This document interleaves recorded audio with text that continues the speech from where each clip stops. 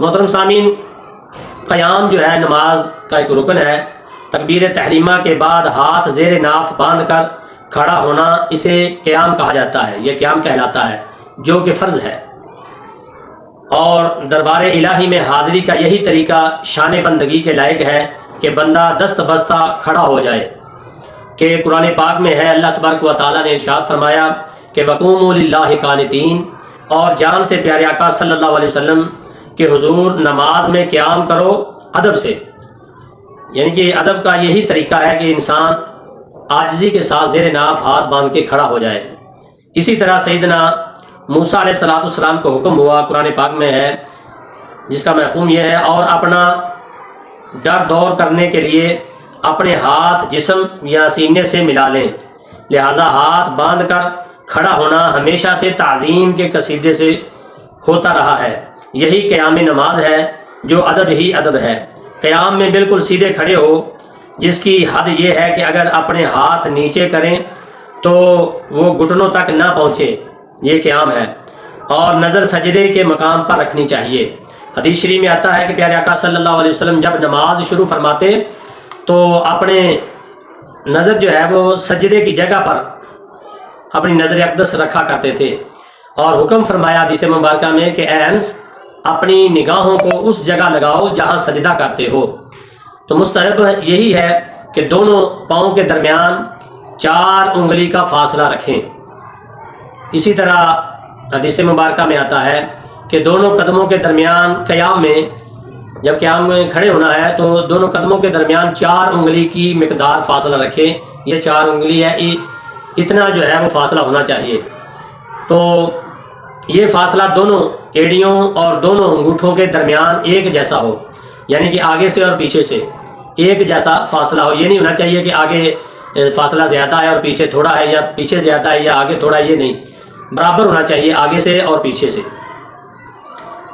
اور نہ پاؤں ٹیڑھے رکھیں اور نہ آپس میں جوڑ کے۔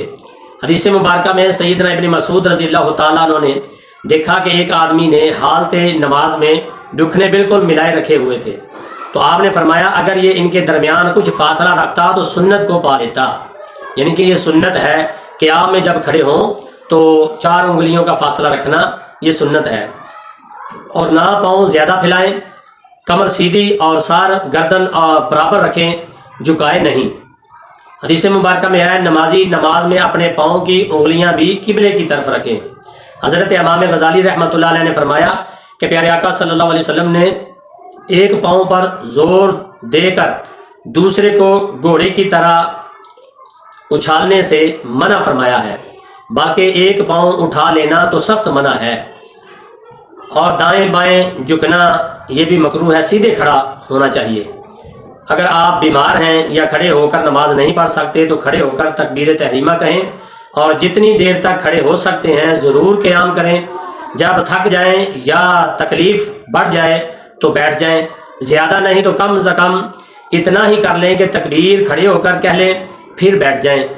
اور اگر آپ دیوار یا عصا یا خادم کے سہارے کھڑے ہو کر نماز پڑھ سکتے ہیں لیکن پھر بھی بیٹھ کر پڑھ لی تو فرض نماز نہیں ہوئی، لوٹانا فرض ہے۔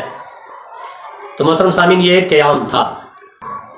تو محترم سامعین، اکثر جو لوگ باہر چوکوں میں کھڑے رہتے ہیں، گھنٹوں گھنٹوں کھڑے رہتے، باتیں کرتے رہتے، لیکن جب مسجد میں آتے ہیں تو بیٹھ کے نماز پڑھتے ہیں یا کرسی پر بیٹھ کر پڑھتے ہیں، ان کے لیے یہ آپ سماعت فرمائیں، اگر آپ دیوار، عصا یا خادم کے سہارے کھڑے ہو کر نماز پڑھ سکتے ہیں لیکن پھر بھی بیٹھ کر پڑھ لی تو فرض نماز نہیں ہوئی، لٹانا فرض ہے، کیونکہ قیام فرض ہے، تو اس لیے قیام کھڑا ہونا یہ لازمی ہے۔